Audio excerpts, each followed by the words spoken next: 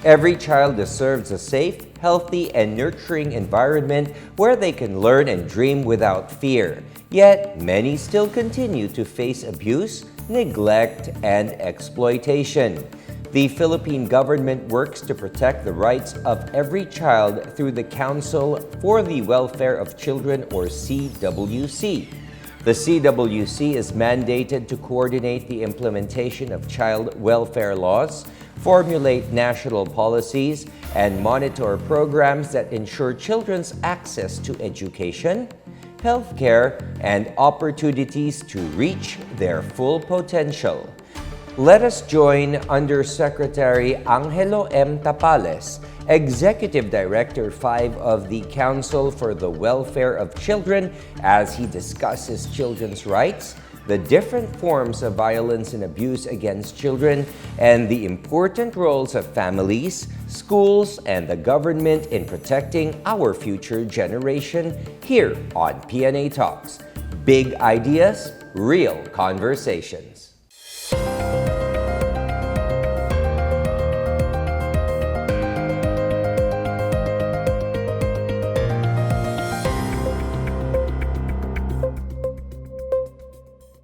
Isang makabatang araw po sa ating lahat. I'm Undersecretary Angelo M. Tapales, the Executive Director 5 of the Council for the Welfare of Children. Iba talaga yung tinatawag na karapatang pangbata doon sa karapatan ng mga matatanda o sa ating mga adults.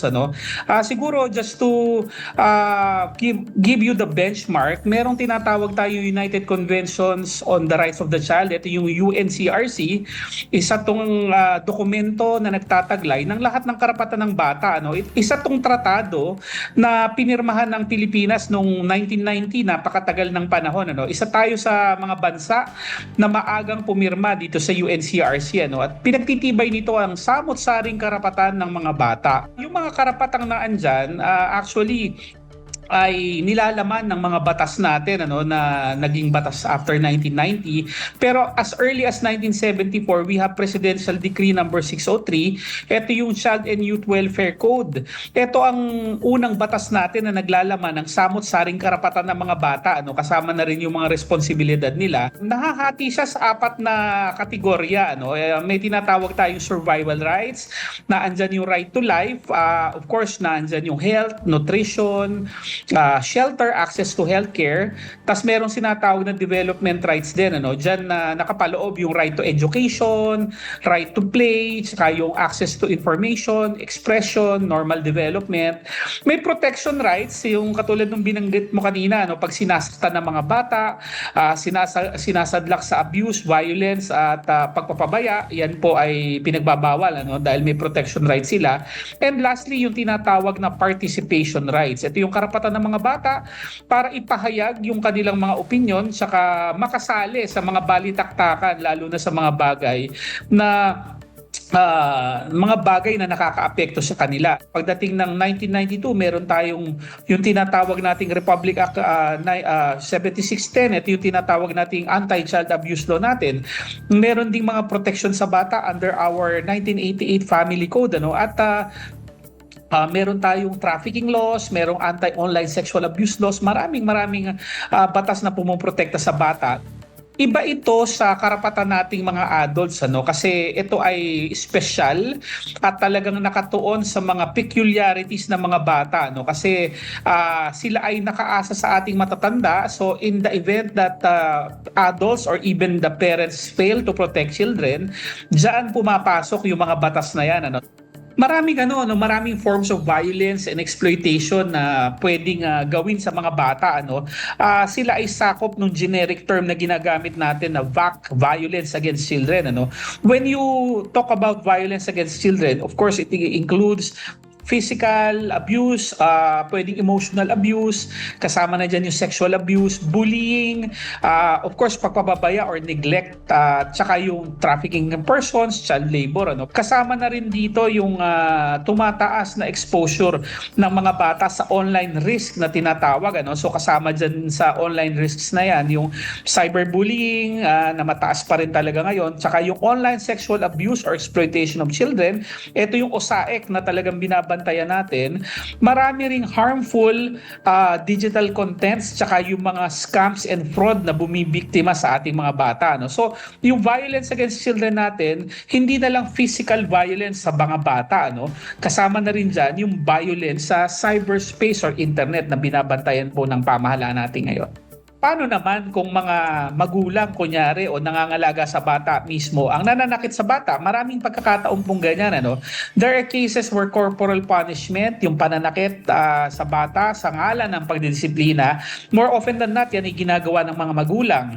Batay din sa mga pag-aaral, yung online sexual abuse or exploitation of children, majority of the facilitators are parents, relatives, or those in the circle of trust of children. So paano nga naman pag gano'n ang pagkakataon? Ano? Diyan po naman pumapasok ang ating pamahalaan, kasama na ang mga sangay ng pamahalaan katulad ng Council for the Welfare of Children, ang ating Philippine National Police, DOJ at DSWD para magsilbing parents of the people, or yung parents patriae na principle natin, na nagsasabi na sa mga pagkakataon na ang mga magulang ay hindi gumagampan sa kanilang trabaho na protektahan ng bata, papasok ang Estado o ang pamahalaan para protektahan ng bata. If there are reports to the Makabata Helpline 1383, we refer it to the Philippine National Police and to the LGUs, and if there's a need to remove the child from the violent environment, yan po ay kinukuha ang bata para talagang siya ay matulungan at mailagay sa isang safe na facility as soon as possible. I just want to emphasize that protecting children, yung child protection, is a shared responsibility. At the Council for the Welfare of Children, lagi naming paulit-ulit na sinasabi na child protection starts at home. Talagang mga parents and families muna ang nasa first line of protection. Sila ang punong abala sa pagprotekta sa mga bata at sa paninigurado na talagang hindi sila nasasaktan, sila ay lumalaki ng tama, na may respeto sa Diyos, may respeto sa mga kaugalian natin, may respeto sa mga panuntunan at batas natin. We prioritize digital literacy and education. Kailangan ang mga magulang marunong mag-internet, marunong mag-gadgets, alam yung mga apps. Ganon din ang mga bata. Dapat may life skills na hindi click lahat, hindi kausapin ang mga hindi kilala, at hindi magpabola sa mga maaring masasamang tao sa internet. Ang Council for the Welfare of Children, we are also pushing for the platforms to really level up din. The platform should be safe by design, should have privacy by design features, and dapat talaga may mga mekanismo dyan na nakakapag self-police sila at nawi-weed out yung masasamang tao, at syempre at the end of the day nariremedyohan nila, natutulungan nila yung mga maaring maabuso. The ecosystem has to be safe and they should be able to report to our law enforcement agencies. Napakalaki po ng gampanin ng ating mga eskwelahan, 10 na ng ating mga guro at mga guidance counselors, mga principals at mga school administrators sa pagprotekta ng bata. Alam naman po natin ang mga bata paglabas po sa bahay ay talagang mas malaki pa nga minsan ang oras na nilalagak sa eskwelahan. Kaya ang ating Department of Education ay hindi rin naman tumitigil sa pagpaninigurado na safe ang bata sa mga eskwelahan. In fact, last year, ang Department of Education at ang Council for the Welfare of Children ay nagpirmahan ng Memorandum of Understanding para i-connecta ang aming Makabata Helpline 1383 sa DepEd hotline naman, na tumutugon sa lahat ng problema ng bata sa eskwelahan. Kasi alam natin na ang violence against children ay nangyayari din sa eskwelahan. At yan ay commonly in the form of bullying, whether actual bullying man yan or cyberbullying. Yan po ay talagang siniseryoso ng pamahalaan. Nung nakaraang taon din po, noong 2025, nakita natin na nirevise o nirebisa ng Department of Education yung implementing rules and regulation ng Anti-Bullying Act natin para mas palakasin pa ang ating batas at magkaroon ng updated na implementing rules and regulation at masigurado na safe ang eskwelahan para sa lahat ng bata. Meron tayong tinatawag dyan ng mga Child Protection Committees or CPCs. Yan ang tumatayo na anti-bullying structure natin. So ang bata ay pwedeng magsumbong unang-una sa teacher, kahit hindi pa technically bullying, pero maaring pagmula ng bullying, ito yung mga precursors to bullying na tinatawag, pwedeng isumbong na yan sa teacher, at ang teacher, batay dito sa bagong implementing rules and regulation, yan ay kailangan nilang iresolba. Kung kayang pagkasunduin ng mga bata, kung kayang ayusin, dapat ayusin. Ngunit, unlike before, hindi nila pwedeng hindi to ilista at i-record kasi maaring ito ay masundan pa. So there's the obligation really to record and to report to the higher ups para hindi siya nakakalimutan. Pag nagkaroon ng mga second, third offenses yan ay parang papasok na doon sa structure.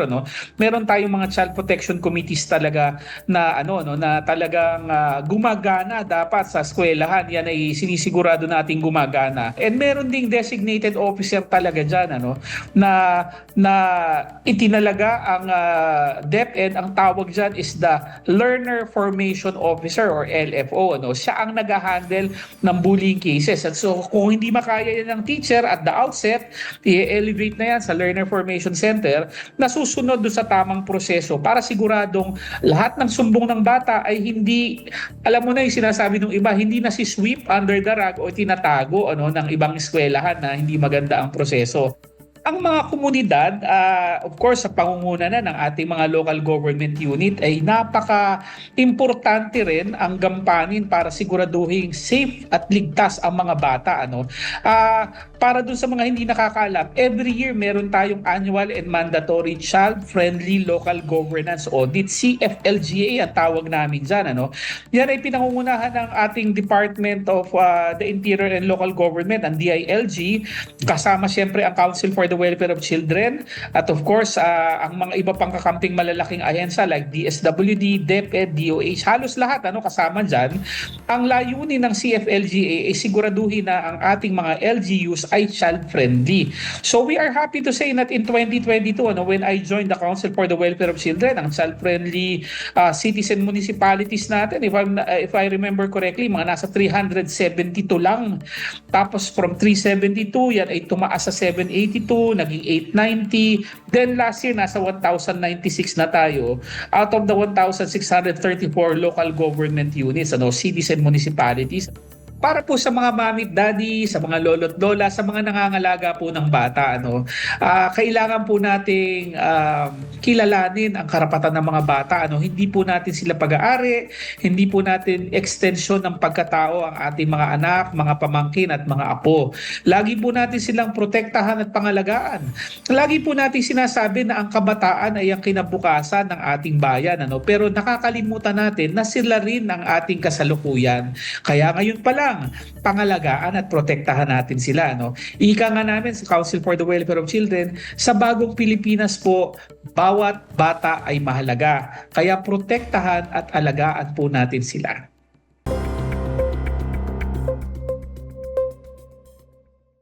Big ideas, real conversations.